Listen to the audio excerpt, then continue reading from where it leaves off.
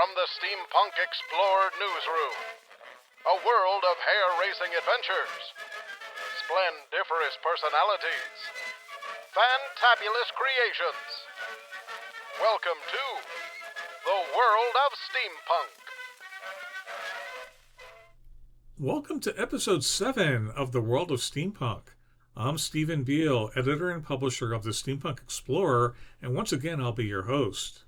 It's been quite a while since our last episode, but I hope you'll find it was worth the wait. Later, we'll be spending a Steampunk Minute with Erica Mulkey, who is probably best known to our viewers as Unwoman, the singer/songwriter/cellist who has become a favorite among steampunk fans. She'll tell us how she got into steampunk, how she pulls off her live solo performances, and how she supports herself as a full-time musician. She'll also be telling us about her new album and how she's asking her fans to help her improve it. You definitely want to stay tuned. But first, the news. We have lots of music news this month, and the latest is a new album from Professor Elemental. It's called Professor Elemental and His Amazing Friends 3. The album completes a trilogy featuring some of his favorite collaborators. Much of the album is produced by his longtime associate Tom Caruana. It also includes the talents of Madame Misfit, Rapscallion, the Gaslight Troubadours, and many others. You can order it from the Professor's website or from Bandcamp. Professor Elemental, of course, is one of the top purveyors of chap hop, that peculiar British variation of hip hop. And it just so happens that the fellow who invented chap hop also has a new album. That would be Mr. B, the Gentleman Rhymer, whose latest opus is entitled Quid Pro Flow. He describes it as roots chap hop with music hall samples, low fidelity beats, and dandy rhymes. Intergalactic tadpole here, that's how I roll, you see. Who'd like to go with me into the galaxy? It's not a fallacy, relax and see me take off in my rocket on a quest or just a jolly. The planet's on the turn, so I'll turn on the burners and take off into the stratosphere. It's a nice little earner for me anyhow, if you fancy coming along. Unwoman is also out with a new album of original compositions. It's called Desire Paths, and you can download it for free from Bandcamp. But there's a catch. It's a temporary and final version, she says, and she's asking her fans to offer feedback. Do you like the track order? Are any instruments too loud or too quiet? Can you understand the lyrics? She wants to know. Hey, the hills are already green as they can be. Hey, won't you come out walking with me down by the bay laurel trees? Well, it sure sounds good to me. She just launched a Kickstarter campaign to fund production, and she hopes to release the finished album in late September. As I mentioned, we'll be hearing more from her later in the episode. Steampunk author Paul Eccentric has been entertaining readers with the adventures of Victorian-age space captain Gordon Periwinkle. And now he's planning to take his Periwinkle Perspective series into a new realm with the launch of a comic book. What's the story about? We'll let the author speak for himself. The story, for those of you who are yet to come across my books, is set in the final years of the 19th century and tells the tale of Captain Gordon Periwinkle, the first man to set foot on the moon. This, though, is merely the beginning of the 6-part story, a tale of adventurers, assassins, secret agents and Sherpas, of inventors, aliens and dodgy politicians, featuring an ensemble cast of the weird and the wonderful, set against the backdrop of fog-bound Victorian London and all the wonders of the true age of innovation. That was from a promotional video for a new Kickstarter campaign that's raising funds to produce the comic book. If Captain Periwinkle looks familiar, that's because the author used character model Dean Turner for the cover art. He's also used other models to portray characters in the story, including Linda Easton as Professor Hamble Blaze. Our friends at Battleground Productions have brought their short steampunk film, Percy and Reggie and the Great Parisian Airship Exposition, to Binge Networks, where you can stream it for free. The movie, inspired by the works of Jules Verne, tells the story of two upper-class nitwits who who become involved in a feud between Captain Nemo and Rover the Conqueror. The movie was produced on a low budget, but it's a lot of fun. The producers described the style as steam camp, with visual echoes of old George Powell movies and Terry Gilliam's animations for Monty Python. It's available now on the Battleground Productions video channel.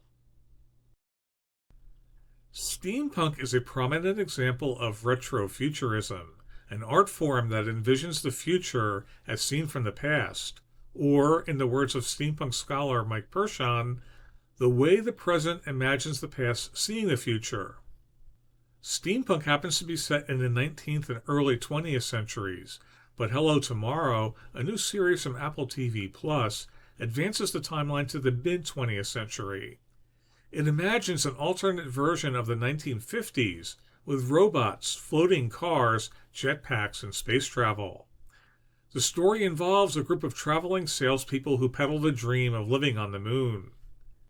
Even though it's far removed from the age of steam, the series has proved to be a hit among steampunk fans. I highly recommend it. And now, from the brilliant mind of director Wes Anderson, comes another example of mid-century retro. Asteroid City tells a story within a story about strange happenings at a junior stargazer convention in a desert town in 1955. It features a unique visual style along with an all-star ensemble cast. The movie premiered at the Cannes Film Festival and opened in U.S. theaters in June. Gail Carriger, one of the top-selling authors in the steampunk world, has released a new novel. But Divinity 36 isn't steampunk. It's the first volume in a new science fiction trilogy called Tinkered Starsong, about a mysterious alien race trying to take over the universe. But in the author's words, they're doing it so beautifully we might just let them. So why should steampunk fans be interested? When we interviewed Gail in the last episode of The World of Steampunk, she said that if you like the light-hearted style of her Parasol Protectorate stories, you'll probably like her other works too. During that episode, Gail informed us that she was scheduled to appear at WesterCon, a science fiction convention in Anaheim, California. Sadly, that convention was suddenly canceled back in May, along with another West Coast convention, Silicon with Adam Savage. Fortunately, steampunk fans can look forward to lots of other conventions and festivals in the coming weeks and months. Be sure to check out the Steampunk Explorer for our comprehensive event listings.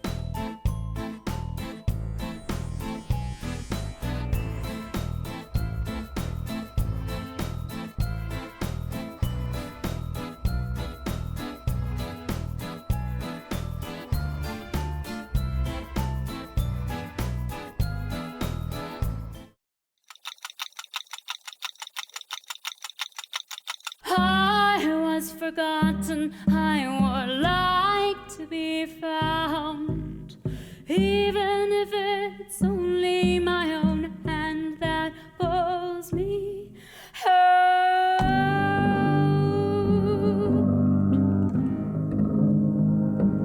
I would like to be found. We are here with Unwoman, the singer/songwriter/cellist, known in part for her appearances at steampunk events. Welcome to the show. Thank you so much. I'm very happy to be here. Great, great. Well, now you've been a performer at steampunk events for many years now. How did that come about? I was performing in goth clubs in the early 2000s, playing cello with electronic music backing tracks. And I never really felt like I found my people or my niche, although that was the scene that I like came up in. But then I was playing with a band called Burning Process in 2009, and they were like, "We're gonna open for Abney Park at SteamCon in Seattle, and nobody's gonna pay you, but you should come and play and sell merch." And I was like, "Okay." And I did, and I met the steampunks, and they loved me, and they bought all my merch, and it was like the perfect concert lineup, and everything was wonderful, and I was hooked. And then for the next about 5 years, every time I got home from a convention, I pitched myself to like 4 other conventions, and I was very game. I was very hungry. I was happy to go and like play for people who were waiting in line. And at a certain point, I made them pay me. But for a long time, I was just selling merch because I was so happy to be a part of something where people actually liked me.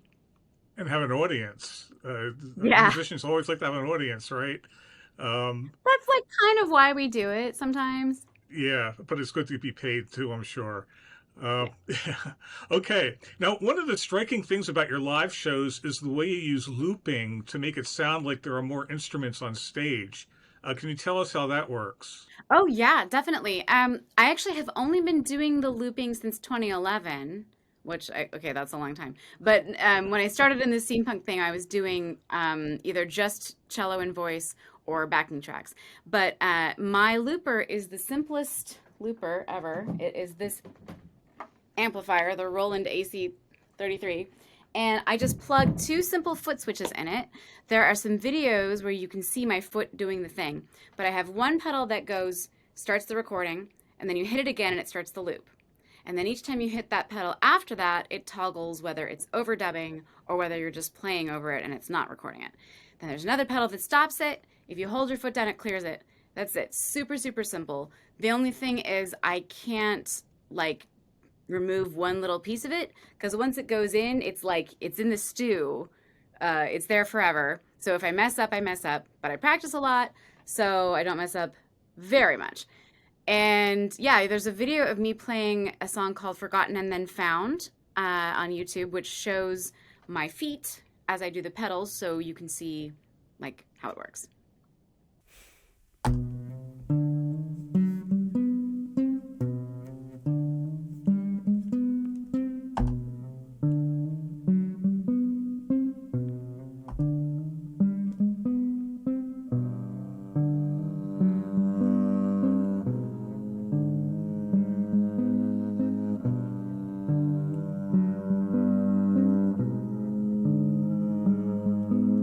Something be forgotten and then found again, prized like a trophy on a shelf. Okay, well, I've never heard anything that sounded like you made a mistake. So when I've heard you live, and it's quite an experience. Thank you. You play the little riff and then it plays over and over again, and then you play on top of it. It's quite something to see. Yeah, thank you so much. Oh, sure. Now, where can people see you perform these days? I have one amazing annual steampunk convention, which is the local one, Clockwork Alchemy. And next year it will be at the San Mateo Marriott, April 19th through 21st, which means I might get to perform on 420, which is exciting. So that's the only regular steampunk convention that I still do. I also do other things as they come up. I don't have anything officially on the books right now for a while for my solo act. Yeah, I used to. So back in the days right after that SteamCon thing, I played like 12 steampunk conventions every year for a while. And then in 2016, I got pregnant and I decided to kind of ramp down my travel gigs. And I ramped them down a lot because then I had a little kid who needed me a lot. And then I was kind of poised to make my re-entry to the scene, to the circuit, in March of 2020.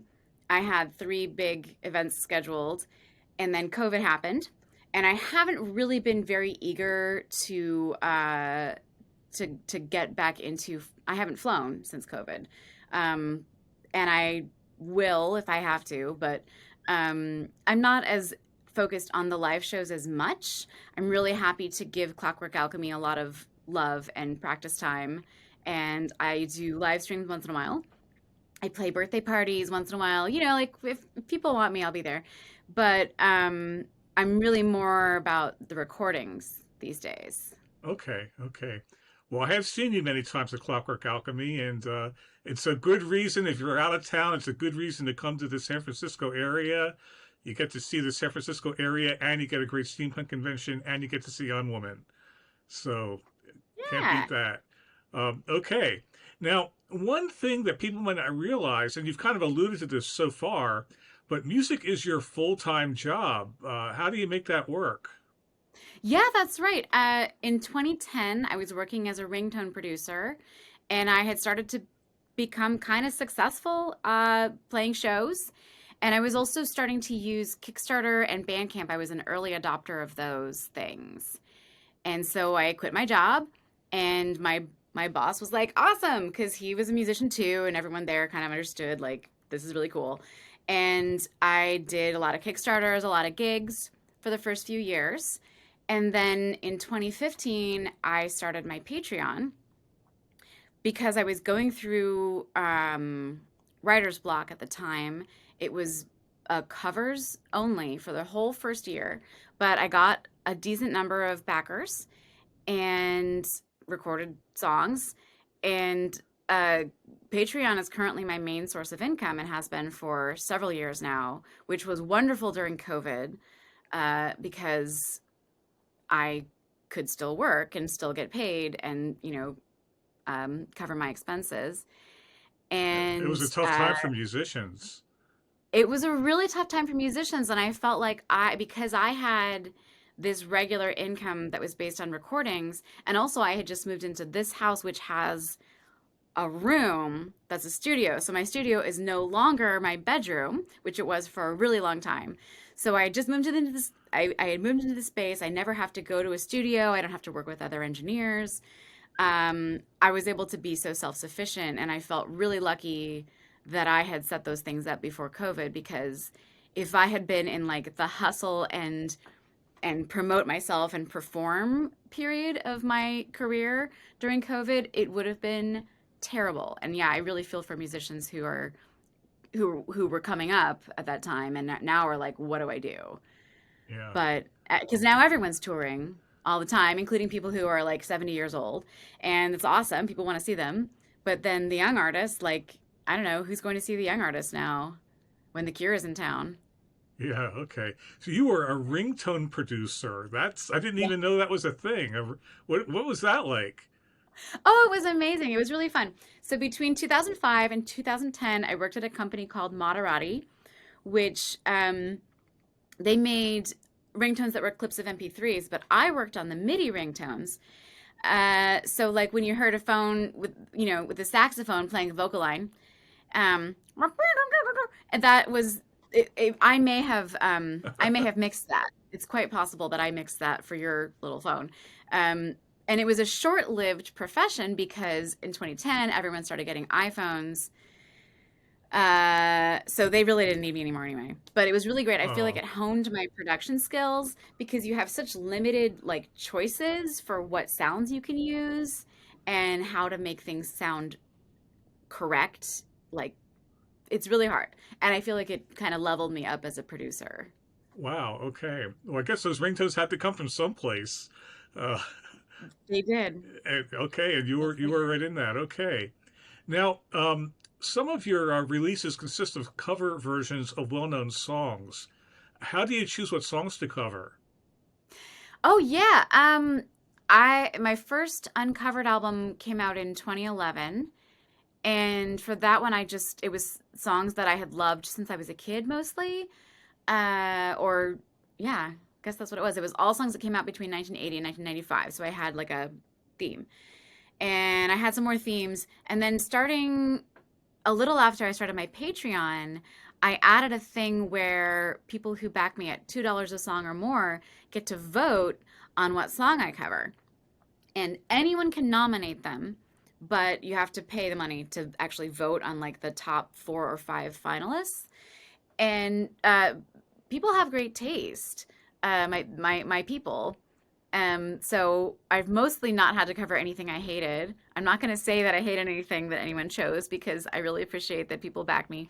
But so every other month I do a song that someone else tells me to do. I got really lucky this month because the song that won was Wallflower by Switchblade Symphony, which as a Bay Area goth from the 90s, that was like my jam. So it was easy as pie for me to make it and feel happy with it. Sometimes I get something that's a little bit more in the dad rock category, and I have to do a little bit more finessing, and I have to make it more my own. And it's harder to make it my own, but I usually do, and I usually feel good about that too. So you said dad rock? Dad rock. Yeah, like Dio and the Doors and Okay. ELO. Yeah. Stuff that I would have listened to when I was a kid. That's my generation. Okay. Yeah. Okay. I didn't know And that I'm not was a a name hater. for I it. like a lot of that stuff too. I'm a huge Okay. Fleetwood Mac fan, Okay. but Okay. but not all of it. So yeah, but I still cover songs that I'm inspired by too. Is there anything about the sound of the song that makes you feel like it's like maybe that you can bring something new to it or anything like that? Right. So yeah, so there's in like a really, really broad sense, there's 2 different things about a song. There's the songwriting and there's the sound. Obviously, there's like a lot of intricacies to both of those things. But I don't have to like the sound of a song to want to cover it. I have to like the words and the way the melody and harmonies interact with the words. But from that, like I don't need to take anything from the original sound. Sometimes it's more about changing it completely, right? So yeah, sometimes I hear a song and I'm like, this is fine, and I respect the artist's interpretation of what their own words mean. Obviously, it's like their own business. But I would love to hear it with cello, or I would love to hear it with ethereal vocals instead of growly vocals, or vice versa, Now, I understand that you have a new album in the works, and this time it's going to be an originals album. So, can you tell us Yes. about that?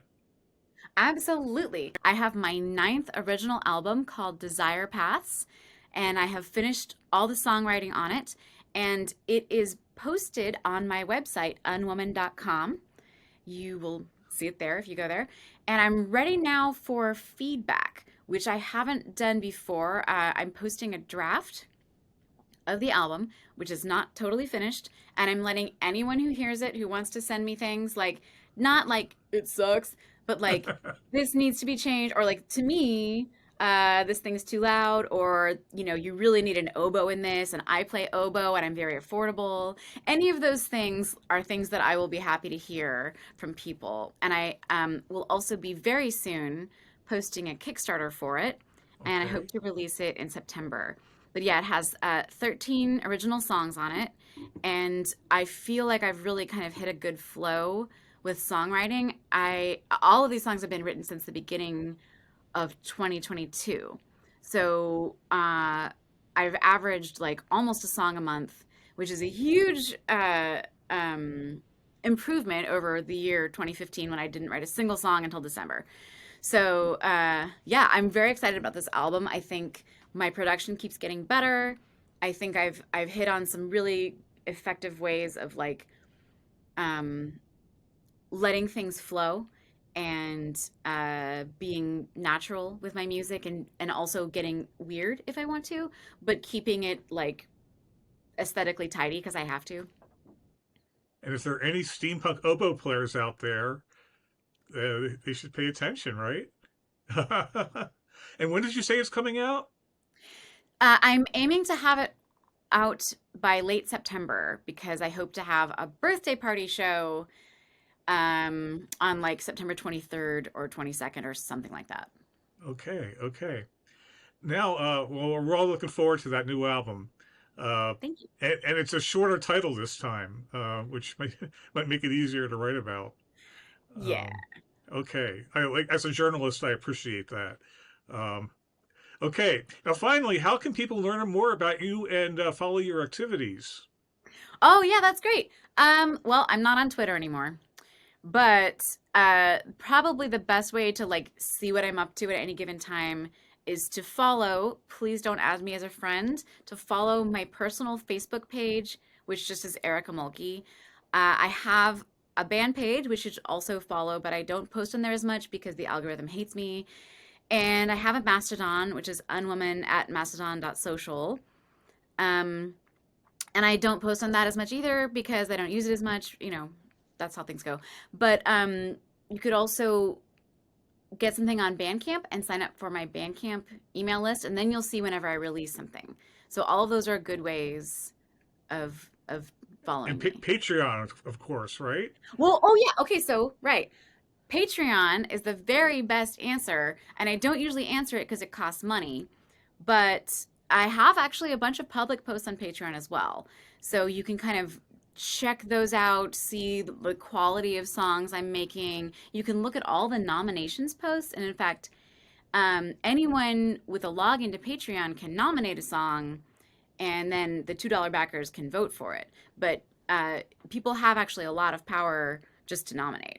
So, and the pricing, I mean, it's not expensive. It's what, $1 or $2 a month? It's, well, yeah, okay, so yeah, it's $1 a song, and I release 2 to 3 songs a month. However, if you want to only give me $1 a month, that's totally allowed. You can set that up as you're setting up your payment. You can say, I will support 1 creation a month. That's completely fine with me because the most important thing for me is for people to not be limited because of their financial state, to not be limited in what kind of music they can hear. Okay, well, that's great. And I am a subscriber, and I'm very happy I did. Thank you so much. Oh, you're welcome. You're welcome. Okay, well, I think that's all the questions I have. So I really appreciate you being on the show. Thanks for being with us. Thank you so much. It's great to see you. Okay. Thank you, Unwoman, and thanks for watching. We'll see you next time. Could something be